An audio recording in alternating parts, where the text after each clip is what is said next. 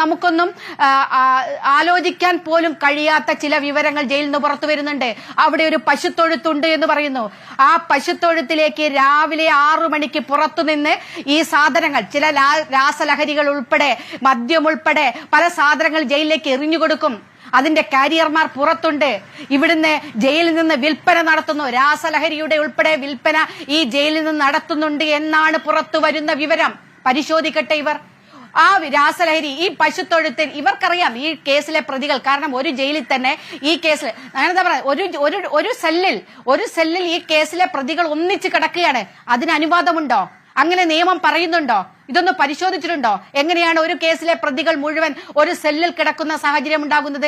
ഇങ്ങനെ പുറത്തുനിന്ന് സാധനങ്ങൾ വരുന്നത്, CCTV എവിടെയാണ് വെച്ചിരിക്കുന്നത് ഇവർക്ക് കൃത്യമായിട്ടറിയാം. അപ്പൊ CCTV ഇല്ലാത്ത സ്ഥലങ്ങളിലേക്ക് ഈ സാധനങ്ങൾ വരുന്നു. ജയിലിൽ നിന്ന് കച്ചവടം നടത്തുന്നു. ജയിലിൽ ഫോൺ ഉപയോഗിക്കുന്നു.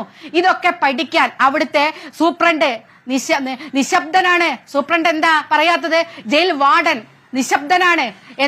അതൊക്കെ ഇവർക്ക് അനുകൂലമായ തീരുമാനങ്ങൾ എടുക്കുകയും ഇവർക്കെല്ലാം ഒത്താശയും ചെയ്തു കൊടുക്കുന്ന ഉദ്യോഗസ്ഥന്മാരുണ്ട് എന്നല്ലേ നമ്മൾ മനസ്സിലാക്കേണ്ടത്? ഇപ്പൊ ഗോവിന്ദചാമിക്ക് ജയിൽ ചാടാൻ അയാൾ ഒറ്റയ്ക്ക് നടക്കുക തോന്നുന്നുണ്ടോ? ഒറ്റയ്ക്ക് ആ ഗോവിന്ദചാമിക്ക് ആ ജയിൽ ചാടി പുറത്തു വിടാൻ കഴിക്കുന്നു? ഗോവിന്ദചാമിയെ ജയിൽ ചാടിയതുകൊണ്ട്, ഗോവിന്ദചാമിയെ ജയിൽ ചാടാൻ സഹായിച്ചതുകൊണ്ട് എന്ത് ഗുണം ലഭിക്കുന്നു എന്നൊരു ചോദ്യമുണ്ടല്ലോ കെ രമ. മറ്റേത് പിന്നെ രാഷ്ട്രീയ കേസിൽപ്പെട്ട തടവുകാരാണ്. അതിൽ എന്തെങ്കിലും മറ്റു രാഷ്ട്രീയ സമ്മർദ്ദമുണ്ട് എന്ന് വിചാരിക്കാം. ഗോവിന്ദചാമി എന്ന കൊടും ക്രിമിനലിനെ സഹായം ചെയ്തിട്ട് എന്ത് നേട്ടം?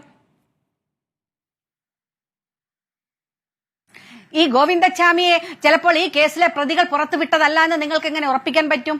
മറ്റെന്തെങ്കിലും പുറത്ത് സഹായം ചെയ്തു കൊടുക്കാൻ വേണ്ടി ഈ ഗോവിന്ദചാമിയെ ഉപയോഗിക്കാൻ വേണ്ടി എന്തെങ്കിലും തീരുമാനം നടന്നോ എന്ന് നമുക്കറിയാമോ? ഞാൻ സംശയിക്കുന്നു. ഗോവിന്ദചാമി പുറത്തു വന്നാൽ തീർച്ചയായിട്ടും ഈ ചോദ്യം വരും പൊതുസമൂഹത്തിൽ. ഈ പുറത്തുവിട്ട് ഈ ജയിൽ അധികാരികൾക്ക് അല്ലെങ്കിൽ ഇങ്ങനെ സംവിധാനം ചെയ്തു കൊടുത്തിട്ട് ആർക്കെന്തു നേട്ടം എന്ന ചോദ്യം വരുന്നുണ്ടെങ്കിൽ തീർച്ചയായിട്ടും മറ്റെന്തെങ്കിലും പുറത്ത് സൗകര്യങ്ങൾ ചെയ്യാൻ ഈ കേസിലെ പ്രതികൾ ഉൾപ്പെടെ നടത്തിയ ആലോചനയുടെ ഭാഗമായിട്ടല്ല എന്ന് നമുക്ക് എങ്ങനെയാണ് പറയാൻ സാധിക്കുക? അല്ലാതെ എങ്ങനെയാണ് ഈ ഒരു ഒറ്റക്കയ്യനായ ഒരാൾക്ക് ഇതിന് സൗകര്യം ഈ ജയിലുണ്ടാവുക? സാമാന്യ ബുദ്ധിയുള്ള ആർക്ക് ആലോചിച്ചാൽ മനസ്സിലാക്കാൻ കഴിയുന്നതല്ലേ? ഒന്ന് ആലോചിച്ച് നോക്കൂ. നമുക്ക് എങ്ങനെയാ 8 മാസമായിട്ട് ഇയാൾ ഇതിന്റെ ശ്രമങ്ങൾ നടത്തുന്നു പറയുന്നു. അപ്പൊ പരിശോധനയുണ്ടോ? ഇയാൾ ഒരു സെല്ലിൽ ഒറ്റയ്ക്കാണ് എന്ന് നമ്മൾ പറയുന്നത്. ഒറ്റയ്ക്കുള്ള ഒരു സെല്ലിലുള്ള ഒരാൾക്ക് ഈ കമ്പി ഇങ്ങനെ വളയ്ക്കാൻ, അവിടെ പിന്നീട് തുണി ചുറ്റാൻ അപ്പൊ ആരാ പരിശോധന നടത്തുന്നത്? നമ്മൾ നോക്കൂ, ഈ നേരത്തെ തിരുവഞ്ചൂർ സാർ ആഭ്യന്തര വകുപ്പ് മന്ത്രി ആയിരുന്ന സമയത്ത് നടത്തിയ ഒരു റെയ്ഡ് അല്ലാതെ ഏതെങ്കിലും ഒരു റെയ്ഡ് ഈ അടുത്ത കാലത്ത്, സമീപകാലത്ത് ഈ ജയിലിൽ നടത്തിയിട്ടുണ്ടോ? ഇവരെ പേടിയല്ലേ ജയിൽ ഉദ്യോഗസ്ഥന്മാർക്ക്? ഈ ക്രിമിനലുകൾ ഇപ്പം ഞാൻ വിചാരിക്കുന്നു ഈ കൊടിസുനി ഉൾപ്പെടെയുള്ള ആളുകൾ, TP കേസിലെ പ്രതികളൊന്നും ജയിലിനകത്താണ് താമസിക്കുന്നതെന്ന് ഞാൻ വിചാരിക്കുന്നില്ല. പല സമയത്തും അവർ പുറത്തു വന്നിട്ടുണ്ടാവും.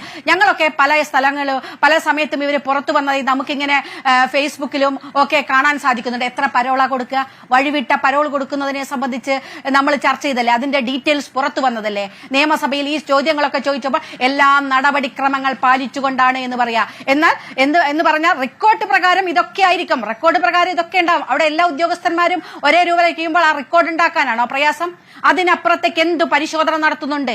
എങ്ങനെയാണ് ഈ കാര്യം? ഞാൻ ഈ പറഞ്ഞ വസ്തുതകൾ, ഈ കാര്യങ്ങൾ ശരിയാണോ എന്നുള്ളത് പരിശോധിക്കട്ടെ.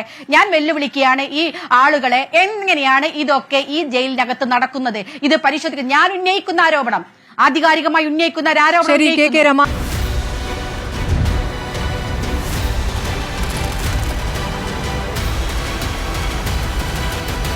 ഡിബേറ്റ് വിത്ത് സ്മൃതി പരുത്തിക്കാട്.